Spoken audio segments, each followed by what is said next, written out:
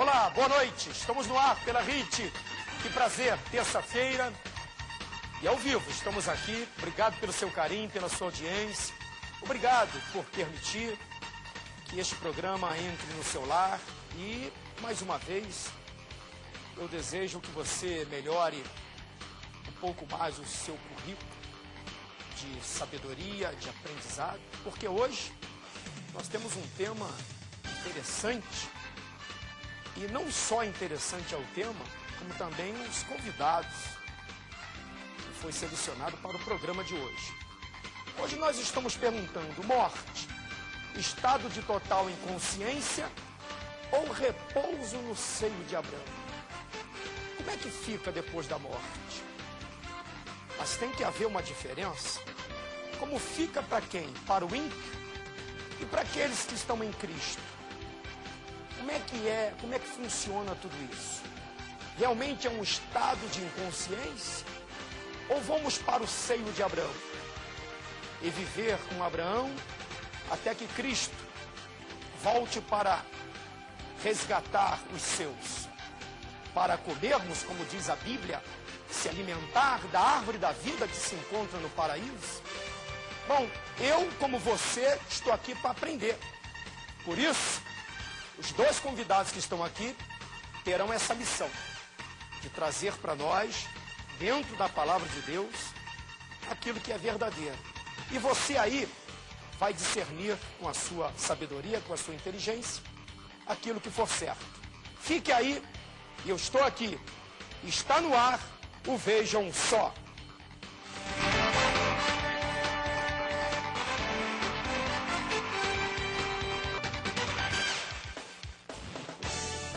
Muito bem. Obrigado pelo seu carinho, pela sua audiência. Mais um programa, mais uma noite em que Cristo certamente vai se manifestar. E você pode ter certeza que esse é o intuito da RIT.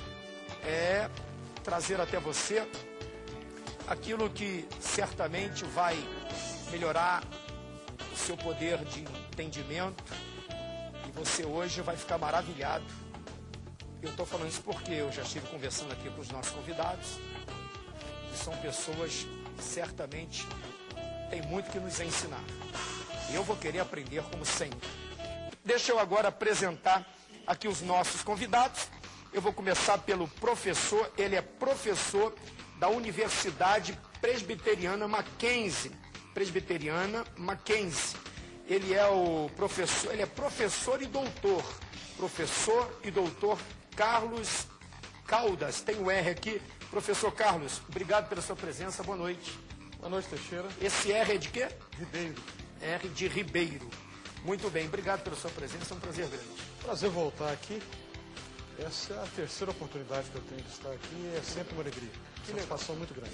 Prazer é nosso, porque vamos certamente aprender um pouco mais.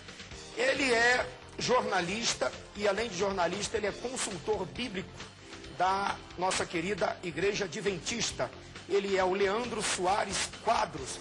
Tem nada a ver com o nosso ex-presidente, não, o Jânio Quadros, né? Olha, boa noite. Boa noite, pastor Teixeira, uma satisfação estar aqui. Acho que não tem a ver, né? Eu vou fazer uma pesquisa aí na minha árvore genealógica para descobrir se eu tenho um parentesco com o Jânio Quadros, né? Mas é uma alegria ter a oportunidade de estar aqui com vocês. Obrigado, prazer é nosso. E se você fosse parente de Jânio Quadros, deveria ser alegre, porque era um homem muito inteligente.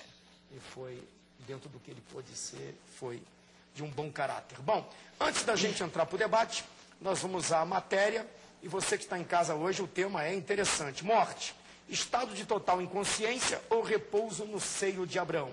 A gente vai para a matéria e volta já para dar início ao debate. Mesmo sendo um processo da vida, a morte nem sempre é encarada como algo natural. Com certeza, a maioria das pessoas já se perguntaram alguma vez sobre o seu destino depois da morte. Para o pastor e psicólogo Djalma Lopes, após a morte, a pessoa aguardará a vinda de Cristo com total consciência. Eu não acredito, por exemplo, no sono da alma. Eu acredito numa consciência da alma. A pessoa está nesse estágio, mas está consciente. Está consciente. Eu sempre costumo dizer para os meus alunos o seguinte: é como aquela noiva que está para entrar na igreja, o noivo já está lá na igreja, com os padrinhos. Nada aconteceu ainda, não casaram ainda. Mas ela já está na expectativa muito positiva e ele também está numa expectativa muito positiva. Ela está lá, como é que está? Está tudo certinho? E ela também, por sua vez. Então já há aquela expectativa de uma coisa muito positiva. Segundo os estudiosos, antes da morte e ressurreição de Cristo, os mortos iam para um lugar chamado Sheol. E lá havia uma separação entre os salvos e os não salvos. A palavra Sheol, ela é equivalente ao termo grego Hades, e ambas significam morada dos mortos. Morada dos mortos.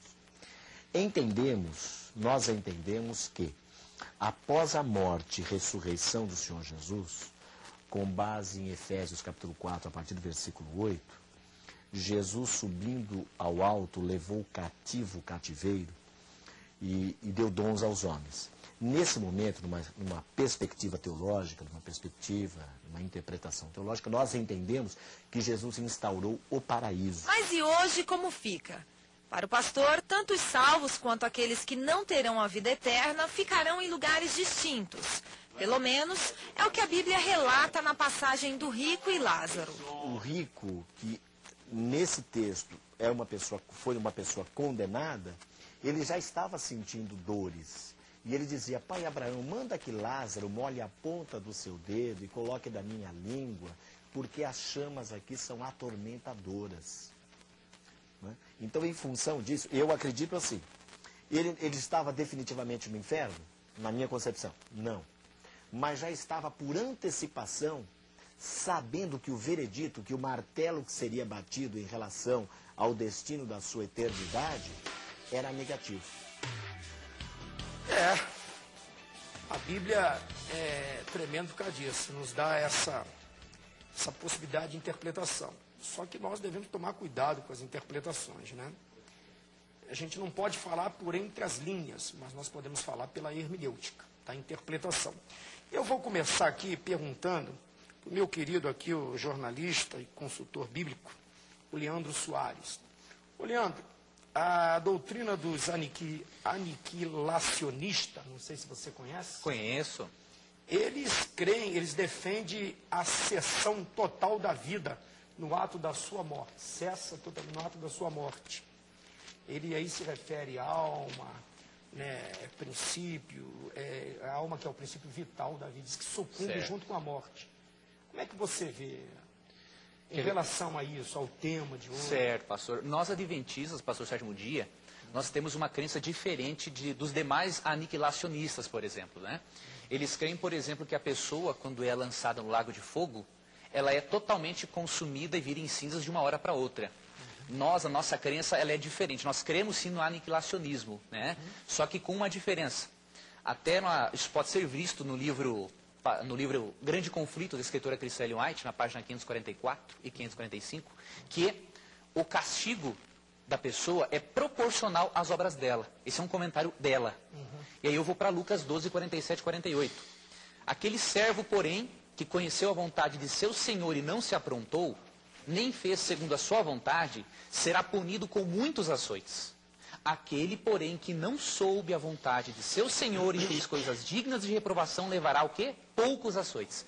Então nós cremos, pastor, e também o professor Carlos, que o castigo no lago de fogo, que cremos que vai existir no futuro, ele é proporcional às obras do indivíduo. Então nós não cremos que todas as pessoas vão ser aniquiladas instantaneamente. Por exemplo, é injusto Deus condenar na mesma proporção, isso até é bíblico, um pecador de 70 anos e o diabo, que é o pai da mentira e originador do pecado. Então nós cremos que cada pessoa, né, vai ser castigada no lago de fogo proporcionalmente às suas obras. E o diabo, com certeza, vai ser o último a ser destruído nesse lago de fogo. Porque Romanos 16, 20 afirma que um dia Satanás será esmagado. Agora, a nossa doutrina aniquilacionista, queria deixar bem claro para o telespectador da Rede TV, é diferente das demais. Nós cremos sim no aniquilacionismo, só que antes o ímpio tem que pagar sim pelo que ele fez, porque senão não seria um castigo, não é? Agora, isso você está falando, você está se referindo à segunda morte, no lar hoje. Isso. Qual é o estado da pessoa hoje? Boa sua pergunta, pastor. Nós cremos, pastor, que hoje a pessoa está dormindo quando ela morre, não é?